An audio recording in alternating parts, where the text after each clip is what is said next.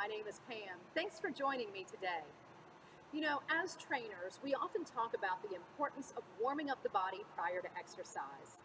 But when we're tired at the end of a workout, let's face it, it's easy to skimp on or even completely skip the cool down altogether.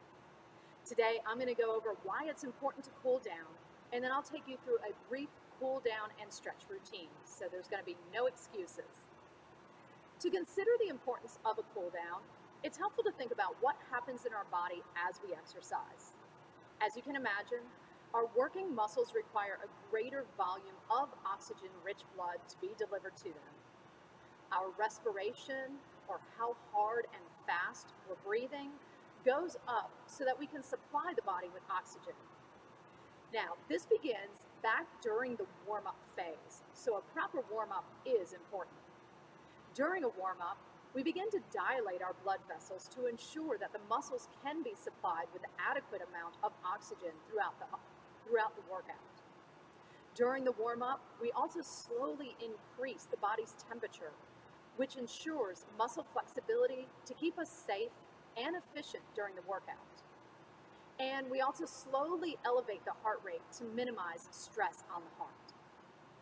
Now, after physical activity, your heart is still beating faster than normal, your body temperature is higher, and your blood vessels are still dilated. With a proper cool down, you can help to prevent blood pooling in the extremities, which can make you feel a little dizzy, lightheaded, or even a little nauseous.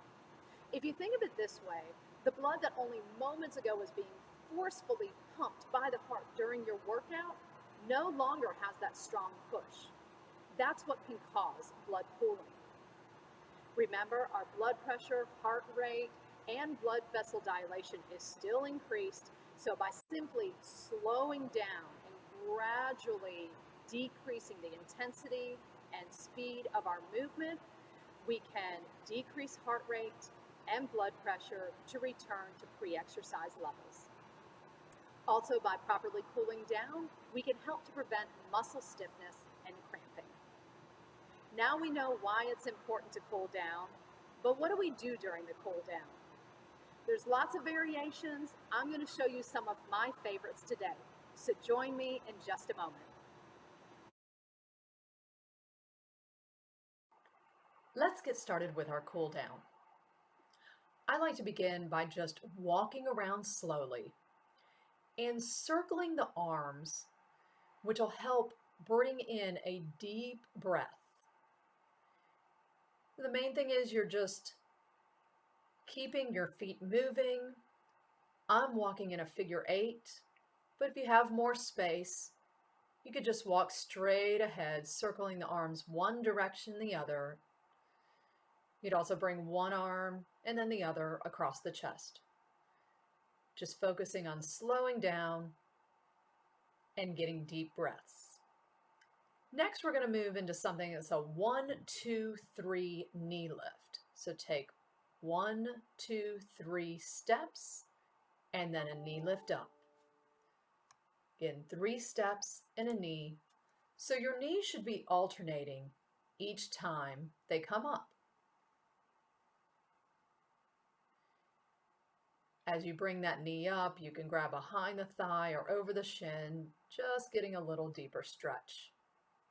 Now we go into 1, 2, 3 kick.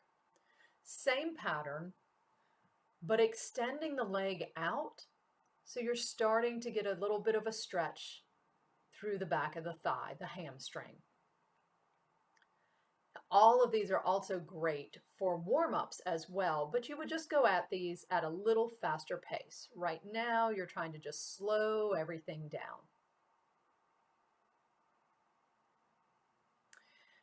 Next, we're going to work on a little bit of hip loosening. And we start with an external hip rotation.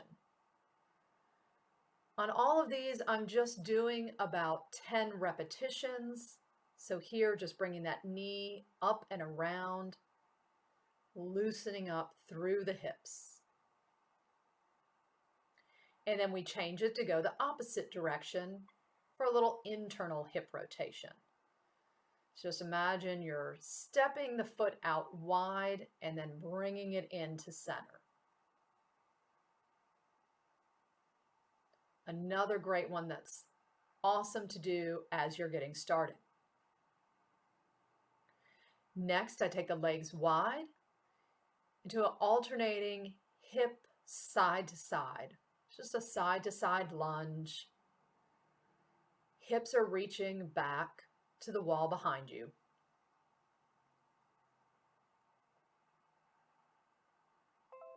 We'll go right from there into loosening up our back. So here we're rounding the spine and then flattening it out or arching the spine to release through our back. We're going to move through the legs again with an alternating figure four. And we're doing this in a standing position. We're going to do this a little bit later as a deeper stretch. Right now, the main thing is to keep the legs moving. So we're not holding this stretch, we're just alternating from side to side, bringing one leg up, crossing the foot over the thigh, and then down.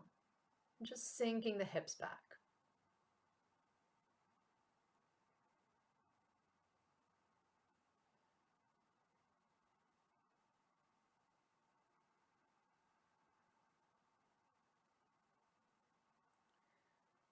We'll do a similar type movement to stretch through the hips as we get this IT band stretch.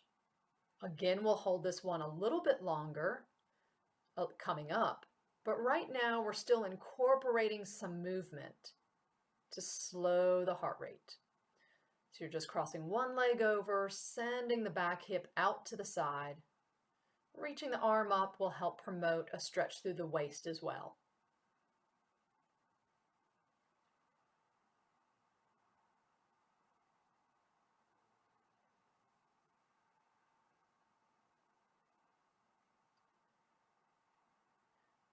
From there, we go into ankle circles, loosening up through the ankle and lower leg. Here I'm doing about 5 each direction. Of course, you'll want to make sure you get both sides.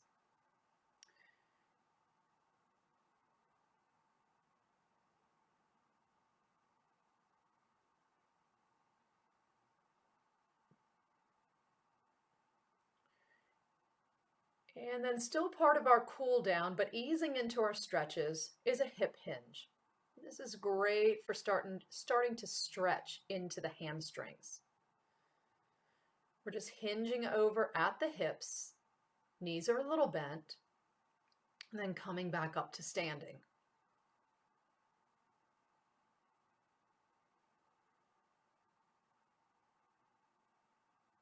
Remember to make sure you're breathing, not holding your breath. All right, let's go into our stretches. So the first thing we're going to do is come into what some people call a runner's lunge or just a lunge. You want to make sure that the knee of the foot in front is directly over the ankle, not beyond the toes, and that just helps protect the knee. We hold for about 10 to 15 seconds. Of course, you can hold it longer. And then we come up into a calf stretch. So here that same leg, the heel is just pressing down into the ground. We'll transition directly from there into a soleus stretch. The soleus is a little lower than the calf, or between the bottom of the calf and the heel. So let's hit these same stretches on the other side. Starting with that lunge. And depending on where you're tight, you may feel this in a couple different places, but typically it's in the hip flexor, the front of the back leg. Then we come up into the calf stretch, just gently pressing the back heel down into the ground. And then similar to that is that soleus stretch. We step in a little bit, the knee is bent, but at the same time, you're pressing the heel down.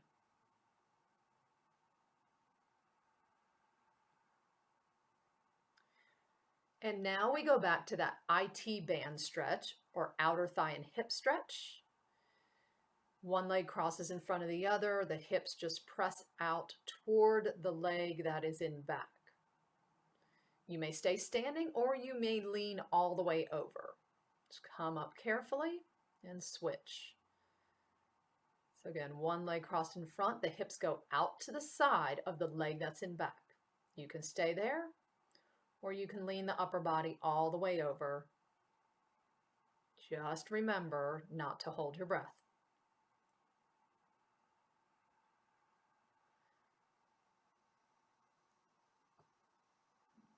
Next, we go right into a quadricep stretch for the front of the thigh.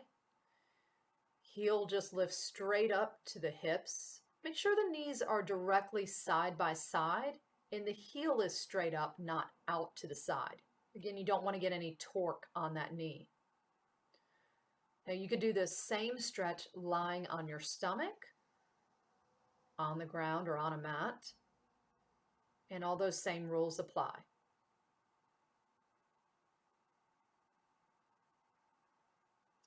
Next, we're going to come down to the ground for that seated figure 4 stretch or a piriformis stretch. Cross one leg over the opposite thigh, and then you can ease the chest toward that shin for a little deeper stretch.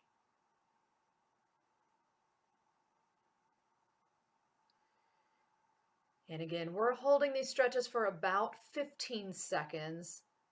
But you could really hold these longer, really as long as you have time, but 20 to 30 seconds is recommended.